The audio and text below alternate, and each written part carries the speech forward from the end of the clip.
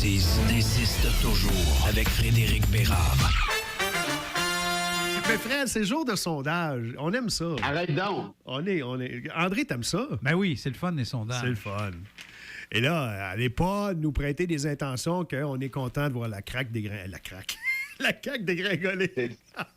Pensez pas qu'on est content de voir la craque dégringolée, là. Ça commence bien, un beau petit lapsus. Donc, on va se lancer avec le grand titre du Journal de Montréal. La CAQ continue de perdre des plumes et Legault moins populaire pour la première fois. Legault moins populaire que son parti. Est-ce que tu as eu le temps de regarder tout ça ou ton entorse te fait trop suer? J'ai beaucoup trop mal en ce moment pour m'attarder à un sondage, je t'avoue. Mais je te fais confiance sur tes chiffres. C'est bon. Fait que, premièrement, celui qui a été dévoilé hier, on peut peut-être commencer par ça. C'est le même sondage, sauf que du côté du Journal de Montréal, TVA, on voulait étirer ça. Hier, on a donné des brides à la joute. Et là, ce matin, tout est détaillé. C'est ça. Ce que je voulais dire, c'est que ce chiffre qui donnait à savoir qui vous verriez-vous comme premier ministre en premier, qui donne Paul Saint-Pierre Plamondon devant François Legault, d'abord. Mais de pas grand-chose. Non, de pas grand-chose, mais c'est quand même une première fois que les Québécois voient quelqu'un d'autre que François Legault depuis un méchant bon bout. Oui, mais ça, j'avais vu, c'était sorti hier, comme tu dis. Oui, exactement. Mais ton analyse de ça, ton impression? C'est un peu le complément ou plutôt la suite logique de ce qu'on se dit depuis quelques semaines déjà. Hein. La vraie opposition à Québec, c'est le PQ. Le PQ est allé chercher Jean Talon pour la première fois de son histoire. Ça veut quand même dire quelque chose. Ça me dit, une partielle, ça veut dire ce que ça veut dire, c'est peut-être circonstanciel. Mais très clairement, ça aussi, on en parle depuis quelques semaines, ça fait plusieurs fois que je te le dis. François Legault est en mode panique, ben raide. Tellement facile et bien pour lui que dès qu'il a perdu Jean Talon, rappelle-toi, là, il a viré fou, il a remis un troisième lien. Ouais. Là, il a eu l'air encore plus fou. Donc, tu sais, parfois, là, puis on en reparlera peut-être quand on parlera de Trudeau plus tard, mais c'est peut-être juste mieux de laisser ça aller, dis rien, c'est pas grave. T'as perdu Jean Talon, il te reste 90 députés sur 125. Et 3 ans. Il reste 3 ans aussi. C'est ça que j'allais dire aussi. Il te reste 3 ans pratiquement avant la prochaine élection. Capote pas. Mais la CAQ, pour moi, là, c'est symptomatique de ce gouvernement-là. Ils sont tellement têteux avec les critiques. Ça leur fait tellement de la pétaine. Ils sont tellement paniqués tout le temps. Et moi, j'ai déjà eu des plaintes là, du gouvernement Legault là, à tout bout de champ chez les employeurs médiatiques.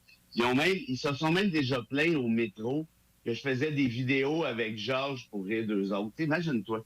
Ils regardaient une vidéo Facebook d'un cochon. Avec ton cochon? Oui, là, ils se sont plaints au Big Boss du métro. Mais là, Bérard, là, samedi, il a fait une vidéo sur Facebook avec son cochon, là. Vous avez... Non, mais j'en revenais pas. Puis quand mon boss m'a appelé, il riait, premièrement. Là, parce que celui qui l'a appelé, on le nommera pas parce qu'il s'appelle Pascal Maillot. Ouais, faut pas le nommer.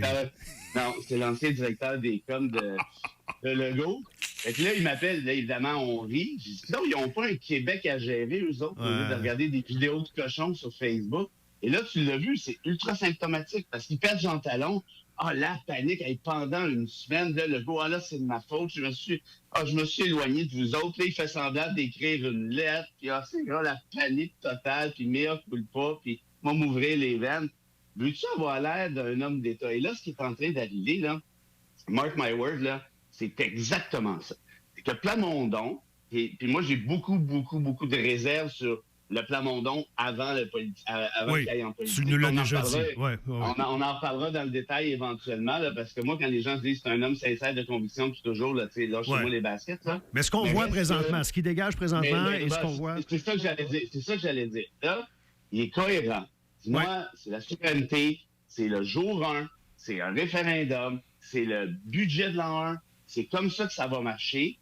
Et il y a non seulement une cohérence, mais il y a une conviction là-dedans. Vous aimez pas ça, l'idée du référendum, ben votez pour un autre parti. Or, François Legault, c'est l'opposé total. C'est diamétralement opposé tout le temps à ce qu'on voit. François Legault, lui, ce qui l'intéresse dans la vie, c'est une affaire, c'est le pouvoir. Puis tout ce qu'il va faire dans la vie, c'est la chose suivante, c'est qu'est-ce que je peux faire pour me maintenir au pouvoir. Ah, les gens sont plus souverainistes? Ah, ben OK. Ah, ben moi non plus. Ah, les gens veulent encore un troisième lien? Ben, on va vous en redonner un. Ah, les gens veulent un chèque parce que c'est difficile, ben on va vous en donner, puis n'oubliez pas de voter pour nous autres.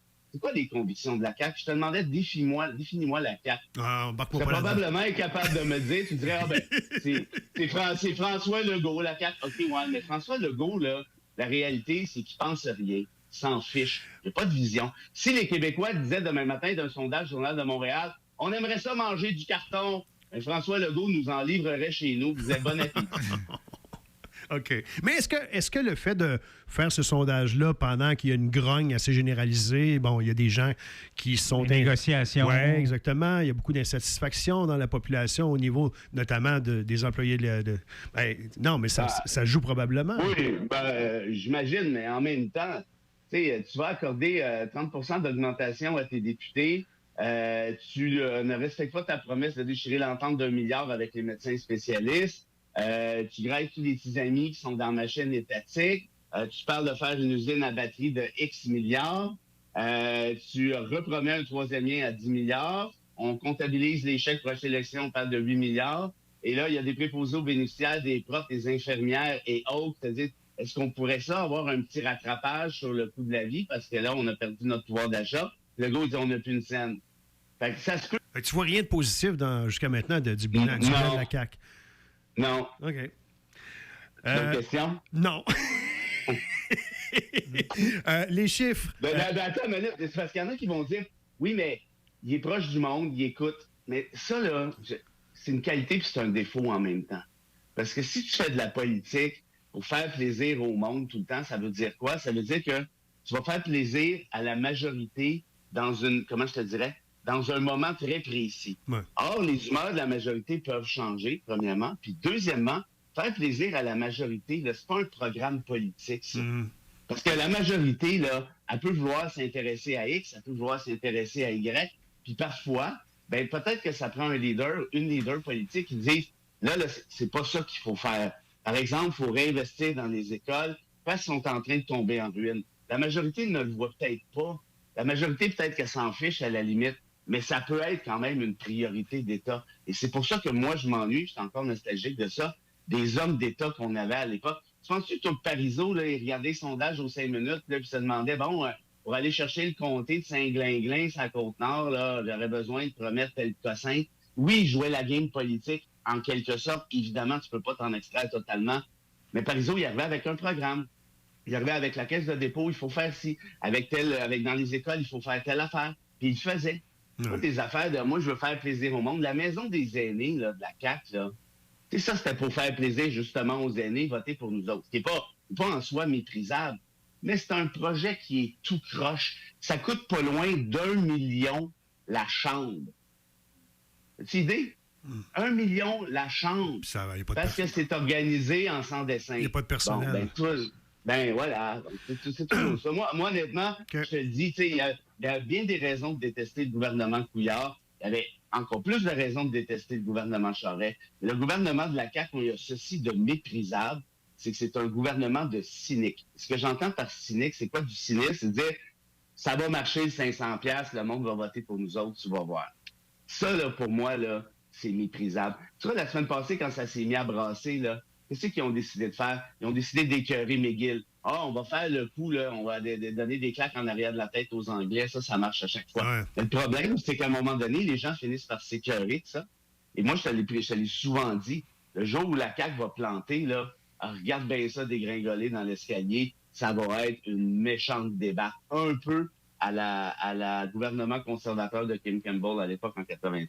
Mais par contre, là, Fred, le fait que PSPP se rapproche, donc, son parti de la CAQ, 30 de 4 points. Ouais, de 4 points. 30 à 26. Là, ça va commencer à être vrai là, pour Paul Saint-Pierre Plamondon. Là. Tu sais, je veux dire, là, le temps de dire que tout le monde est beau, tout le monde est fin, à un moment donné, là, on va l'avoir dans la mire. Là. Ça, c'est l'autre affaire, parce que là, Plamondon, écoute, il y a eu, on en parlait hier ou avant-hier, là, il y a eu un drôle de cycle. Il est tellement politique.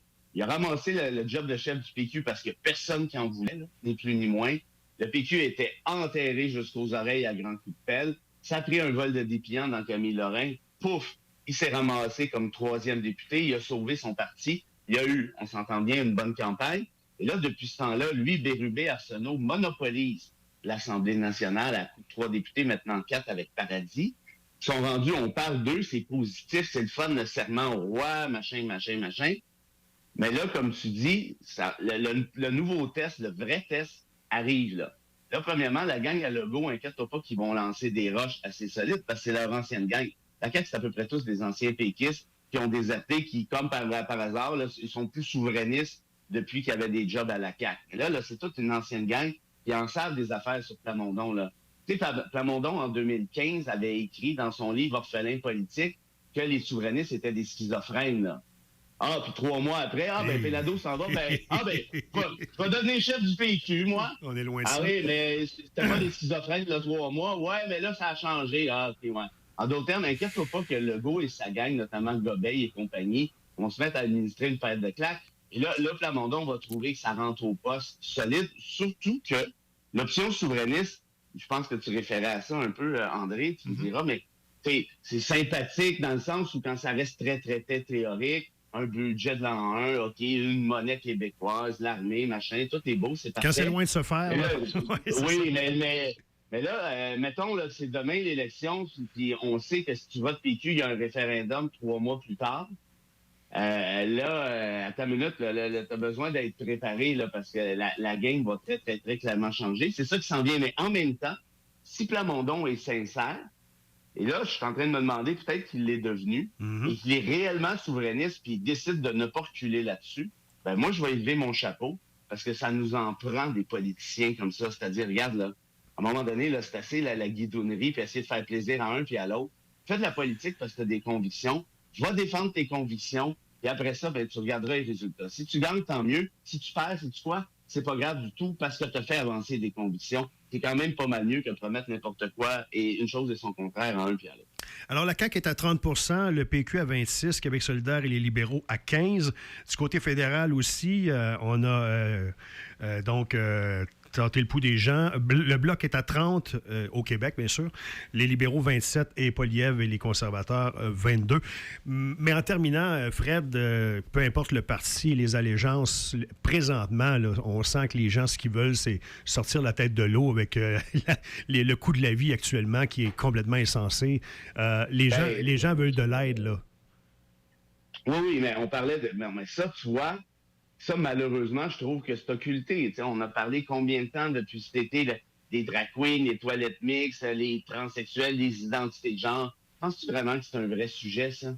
Voyons donc. Regarde, il y a 872 000 Québécois qui recourent à l'aide alimentaire cette année. J'ai vérifié, là, c'est 73 % de plus qu'en 2010. C'est énorme, là. C'est énorme. Est-ce qu'on en parle suffisamment? Je pense pas. Est-ce qu'on pourrait arriver, si c'était Legault, avec des propositions genre on accorde des crédits d'hydroélectricité, ça donne bien, c'est un organisme étatique, à ceux qui font moins de, je sais pas, des ménages moins de 40 000, moins de 50 000. Pas 100 000 comme la dernière fois. Là. Ben non, c'est ça que je te dis, c'est que c'est de la guidonnerie pour aller chercher des votes. Mais si t'es un homme d'État sérieux, tu adoptes des mesures publiques sérieuses. Or, et là, l'autre affaire, pour revenir à Plamondon, pour reprendre la balle au bon sur ce qu'André disait, et terminer. Ça va devenir, et terminer là-dessus, merci, ça va devenir plus difficile. Lucien Bouchard, dans le podcast avec François Legault. Imagine-toi, on a un premier ministre qui fait des recensions de livres, 8 par semaine. Puis là, quand il y a du temps, ben, il va faire un podcast. Ça te tente-tu de gouverner? Ça te tente-tu d'être premier ministre puis faire ta job de premier ministre? Ouais, mais ça, moi, j'en prends et j'en laisse, là. Laisse-en plus que t'en prends. Non, mais comme hier, Justin Trudeau s'est fait attaquer parce qu'il passait l'Halloween avec son fils. Ils ont le droit d'avoir une vie aussi autre que parallèle. OK. T'es-tu en train de me comparer le fait de passer l'Halloween avec ton fils, d'organiser un podcast, faire des recensions de livres à tout bout de champ comme premier ministre? Peut-être pas. Bon, tu sais, si Legault est allé de faire de la politique, puis ça se peut parce qu'il est là depuis à peu près 800 ans, ben regarde, va-t'en, trouve-toi une job à TVA, là, puis va à la joute, là, ou pas-toi ton je sais pas, fais d'autres choses. Mais là, c'est juste du PR. Mais ce que j'allais dire avec ça, c'est que Lucien Bouchard, hier, il dit, Plamondon, il rêve en couleur. Ouais. Hein? Si on fait l'indépendance, ça va brasser anti-pépère pendant plusieurs années. Tu sais, quand ça vient d'un ancien chef du PQ qui était là au référendum de 95, qui était même le chef de l'option du oui, ça part mal. Et ça, c'est le genre de claque qui va finir par revoler. Il va falloir que Plamondon tienne son bout parce que ça sera pas drôle tout le temps. Mais s'il tient son bout, moi, franchement, j'y lève mon chapeau. puis voilà. On a besoin de ça. Oui, ça en prend des chapeaux. Merci, Fred. Et à demain. Oui, ça prend des chapeaux. On n'est pas obligé tout le temps. Hein. Voilà, demain. Aïe, aïe. Bye. La petite ville.